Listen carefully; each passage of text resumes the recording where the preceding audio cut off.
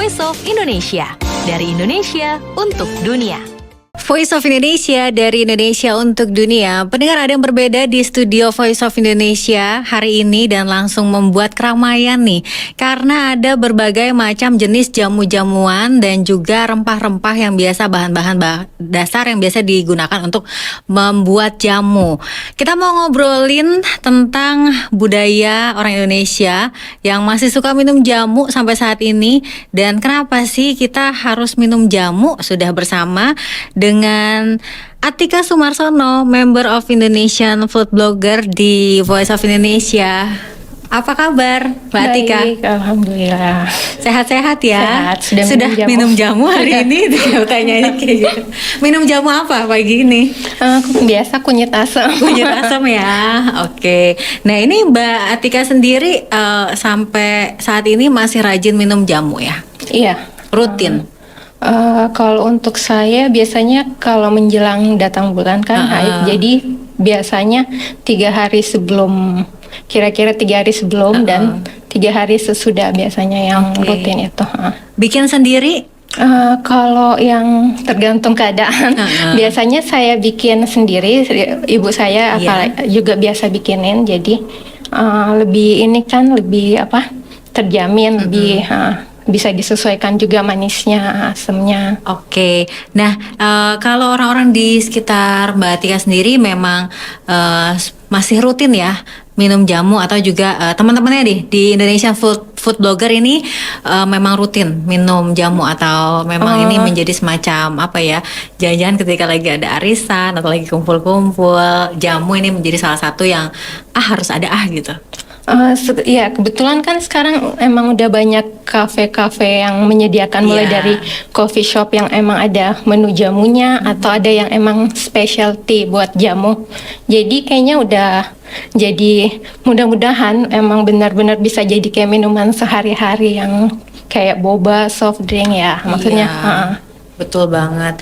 Karena udah kesebut nih ya bahwa emang boba itu tuh, apalagi si merek itu ya, yang kalau tiba-tiba ruko kosong tiba-tiba udah langsung diisi sama si boba itu.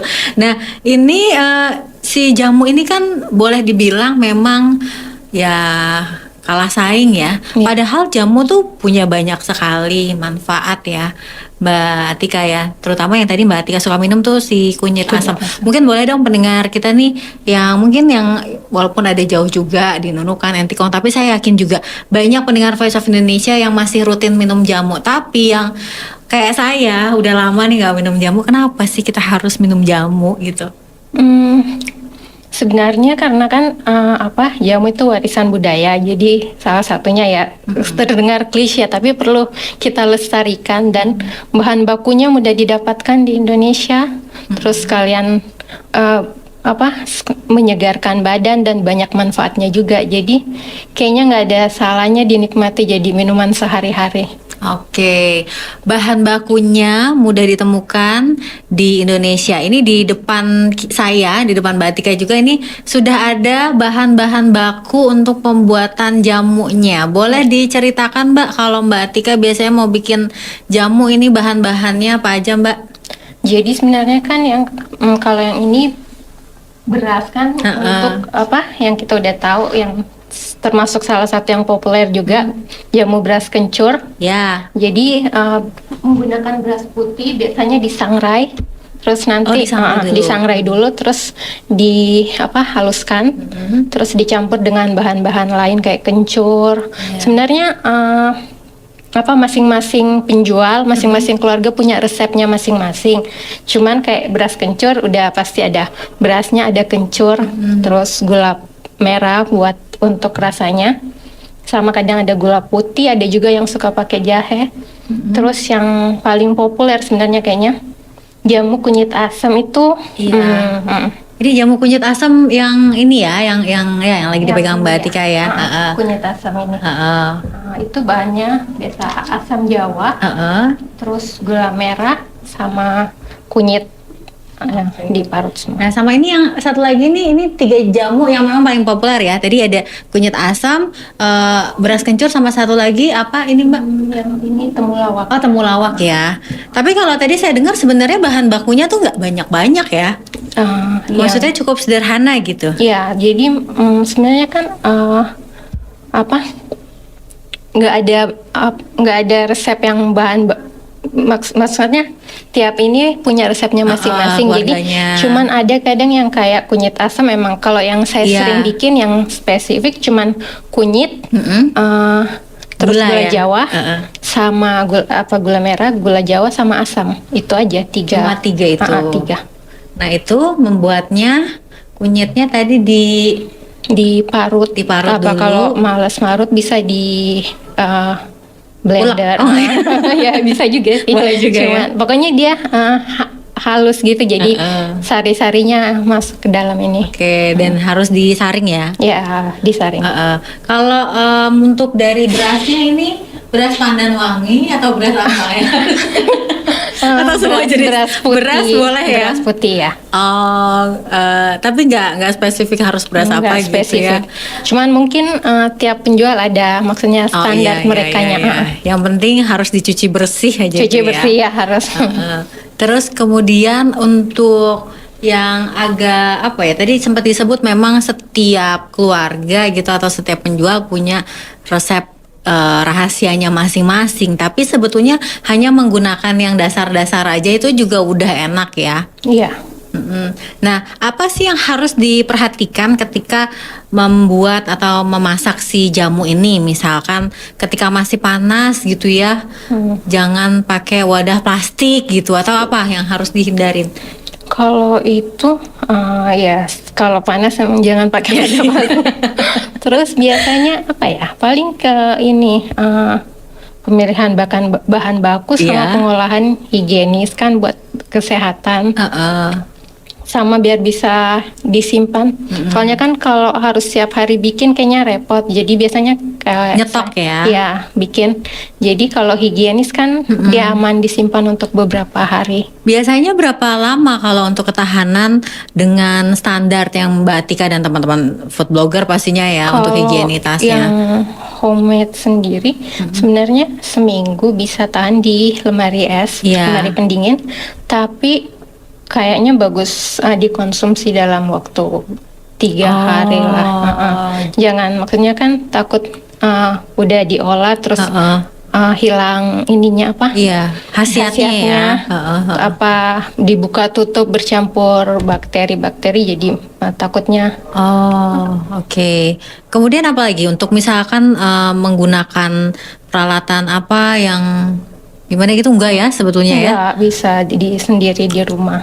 Itulah sebetulnya kenapa mulai dari bahan bakunya yang mudah didapatkan di Indonesia, kemudian dari kesederhanaan simpel dalam cara membuatnya, itulah kenapa sebetulnya jamu ini menjadi minuman yang sebetulnya populer dan harus tetap dilestarikan ya. Tapi untuk yang mager-mager nih kayak saya nih, Mbak Atika nih, ini kan kita apa ya? Marutnya gitu. Terus kadang-kadang kita ada apa ya, untuk higienitasnya misalkan beli sembarangan gitu kita juga takut gitu. Ada saran nggak sih? Sekarang kan udah banyak termasuk yang pengolahan jamu modern, tapi bukan instan juga kan, ada yang kalau kita udah tahu lama kan instan. Terus semenjak pandemi sebenarnya udah mulai banyak bermunculan. Jadi kayak yang saya bilang tadi, kafe-kafe atau specialty. Nah mereka walaupun homemade kayaknya udah belajar kan mengenai higienitas apa. Jadi paling itu sih dari yang terpercaya yang kita kenal. Terus setelah dicoba ternyata cocok ya lanjut beli. Kalau pas coba kayaknya kurang cocok dengan kita, cari yang lain lagi. Soalnya sekarang udah banyak kan. Walaupun kalau udah masuk di cafe specialty gitu atau di restoran yang fancy di hotel gitu ya, belakangan banyak itu harganya jadi mahal ya. Tapi kalau misalkan mau membuat sendiri, ini kan sebetulnya juga bisa menjadi ide bisnis yang sangat baik ya. Kalau untuk ketersediaan bahan bakunya gimana Mbak? Kebetulan kalau untuk Indonesia kan emang alamnya kaya, jadi walaupun jamu sebenarnya populernya dan berasalnya dari daerah Jawa Tengah dan Jawa Timur itu, cuman untuk bahan baku jamu yang sehari-hari yang kayak empon-empon, jamu kunyit asam, jamu beras kencur, pahitan, itu gampang didapat, insya Allah ya, gampang didapatkan di seluruh Indonesia. Oh, gampang di seluruh. Untuk termasuk untuk kualitasnya juga gitu. Misalkan kalau untuk masak tuh nggak perlu yang gimana gitu. Tapi kan untuk membuat jamu misalkan harus memiliki kualitas tertentu, nggak juga ya? Nggak juga sebenarnya. Yang penting kan maksudnya kita baru beli fresh di pasar. Iya. Itu juga kadang kalau keadaan kepepet ya, kunyit kadang atau jahe bisa disimpan di dalam beku di dalam freezer. Cuman emang pas sudah dari freezer itu cuman bisa buat masak sih, makanya buat bikin jamu lagi kurang bagus. Cuman kayaknya nggak ada standar, kecuali industri ya, mereka punya standar. Kalau untuk homemade kita rumahan nggak ada yang nggak ada yang betul-betul ini ya. Nah inilah kenapa yang mungkin yang mager-mager susah masaknya gitu, cari bahannya susah. Ternyata dari dengar keterangan dari Mbak Tika ini semuanya sudah terpatahkan ya. Jadi nggak ada alasan. Tapi sempat dengar nggak sih Mbak kalau misalkan katanya nih kalau terlalu banyak minum jamu gitu tanpa diselingi air yang cukup banyak itu memiliki semacam dampak negatifnya gitu. Iya, makanya kalau yang kayak saya selalu dari orang tua saya atau ini biasanya tuh harus minum air juga, terus konsumsinya juga walaupun untuk saya bilang sehari-hari, makanya jangan berderet terus tiap hari. Usahakan dijeda lah, misalnya udah 3 hari, 5 hari, terus berhenti dulu atau ganti. Soalnya kan apa aja walaupun nggak boleh berlebihan kan konsumsinya, walaupun dia aman. Apalagi keadaan orang keadaan orang beda-beda, ada ya kadang yang sensitif terhadap ini, alergi terhadap jadi untuk lebih baiknya konsumsi untuk menjaga kesehatan, tapi jangan terlalu berlebihan, jadi diselingin. Jadi biar terus nanti udah tahu ternyata badannya cocok, ya boleh dikonsumsi buat ini. Tapi kalau memang kadang ada yang sekali minum misalnya emang dia nggak cocok dengan lebih baik nggak usah misalnya ya. Jadi memang si rempah-rempah gitu atau jenis rimpang ini juga memang ada yang menyebabkan alergi atau nggak cocok seperti itu ya. Segala jenis makanan, maksudnya kayak buah-buah aja. Misalnya ada orang yang alergi dengan bahan-bahan tertentu kan. Apalagi kayak jamu kan, maksudnya ada beberapa bahan yang misalnya pun juga nggak alergi, tapi pas dia sensitif atau bagaimana bisa. Jadi harus masing-masing harus lihat dari kondisi tubuhnya pas dia mengkonsumsi itu. Kalau emang cocok dilanjutkan. Tapi soalnya kan juga banyak jenis jamu, misalnya nggak cocok dengan yang beras kencur, bisa coba yang lain. Dan yang enak yang mana nih, kesukaan yang mana gitu. Iya. Dan sesuai kebutuhan juga nggak sih?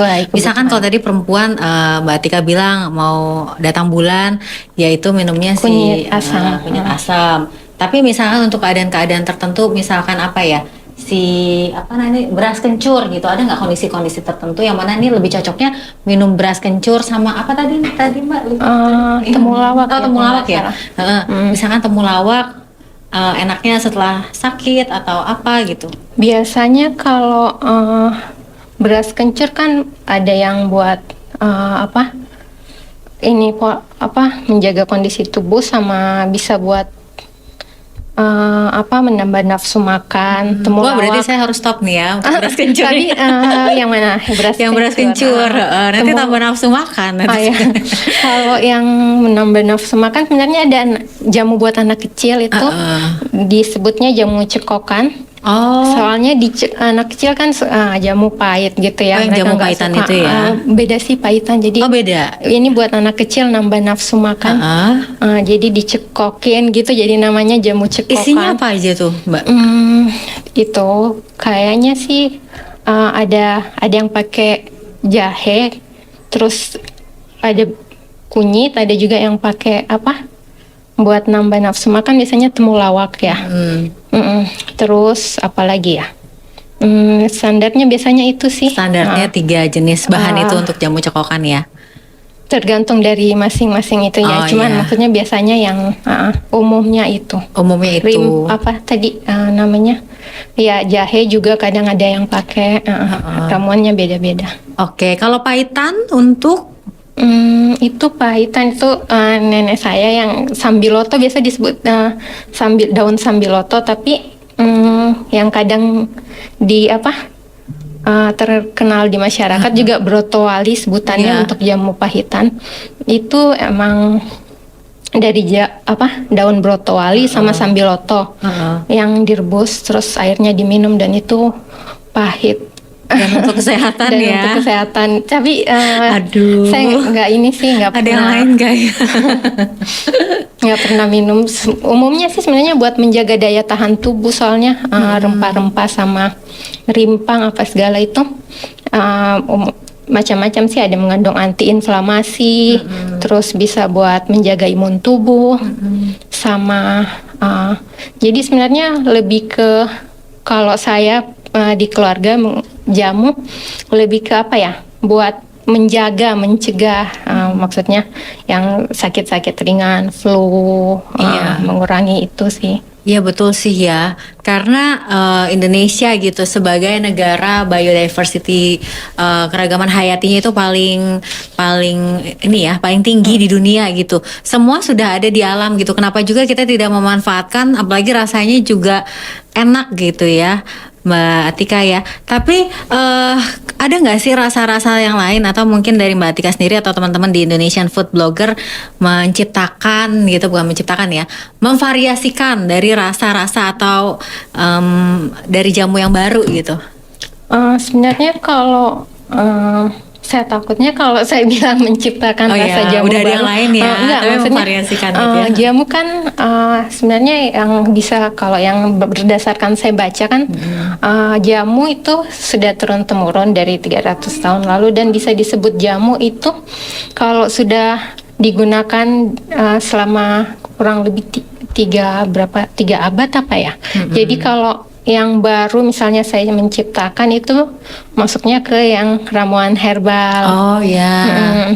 Paling kan sekarang yang banyak itu yang bunga-bunga itu rosella, bunga telang. Jadi kan minumannya kalau rosella jadi merah cantik.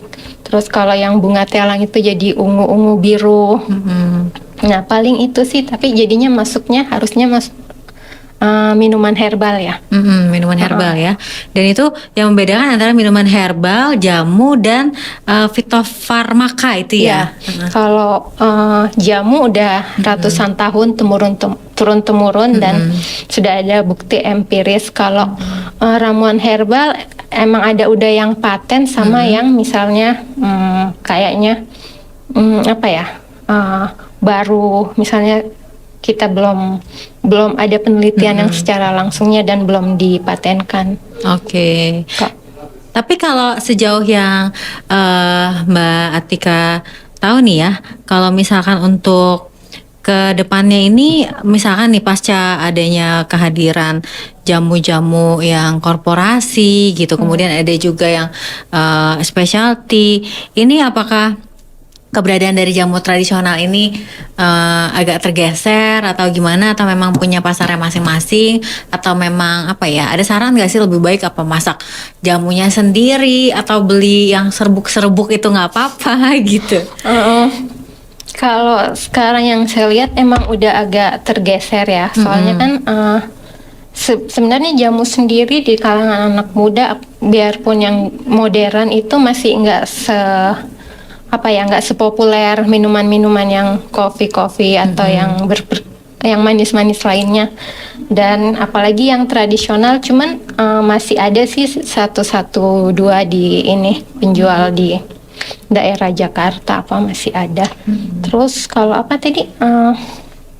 Yang serbuk-serbuk ya. Yang serbuk itu yang udah paling mager gitu ya. Yang paling males itu masih nggak apa-apa atau gimana? Kalau sebenarnya kan kalau yang masih kan kalau beli yang udah terdaftar ya, udah yang harus yang terdaftar. Maksudnya jangan bubuk serbuk terus yang oplosan. Karena banyak banget kan. Itu sih asal yang udah ada dari BP POM-nya apa segala ya. Untuk keadaan ini bisa sih masih nggak apa-apa ya daripada nggak sama sekali ataupun minum yang soda apa gitu kan masih lebih. Dan memang kalau untuk di Indonesian Food Blogger ini komunitas ini tuh memang tertarik untuk mengeksplor kemudian juga mempromosikan jamu. Kebetulan kayak yang kan kita emang berusaha explore makanan-makanan Indonesia tradisional daerah. Kayak kemarin bulan Februari itu ada challenge foto minuman, tapi bukan spesifik jamu ya, minuman tradisional herbal. Kita foto Mbak Ane sama Mbak Ningsi dari Indonesian Food Blogger bikin itu challenge foto minuman tradisional. Jadi biar kita explore, anggotanya pada explore minuman-minuman. Terus nanti insya Allah kalau dari sini kita mau ketemu dengan teman-teman lain sambil minum jamu. Sambil minum jamu juga ya. Iya. Oke. Karena pengen gitu ya kedepannya nih jamu gitu, anak-anak muda terutama ya. Kan sering banget kita lihat di sosial media tuh pamer kopi gitu sambil difoto atau minuman-minuman boba gitu ya. Kapan gitu ya suatu saat mungkin bisa ketika kita masyarakat Indonesia termasuk saya juga sih yang jarang minum jamu, ini bisa dengan bangga gitu ya ketika megang jamu terus difoto dan juga jadi kebanggaan kita semua karena sebetulnya jamu itu kan budaya asli Indonesia ya walaupun juga kalau di luar negeri ada semacam ramuan tradisionalnya sendiri tapi memang tidak bisa disebut sebagai jamu gitu ya. Karena kalau jamu sendiri kan emang asalnya itu dari masih kerajaan Mataram, jadi beberapa abad yang lalu, dan itu kata jamu sendiri berasal dari bahasa tradisional, maksudnya bahasa kuno yang jampi sama usodo itu yang berarti jampi dan usodo. Berarti emang jamu spesifik ke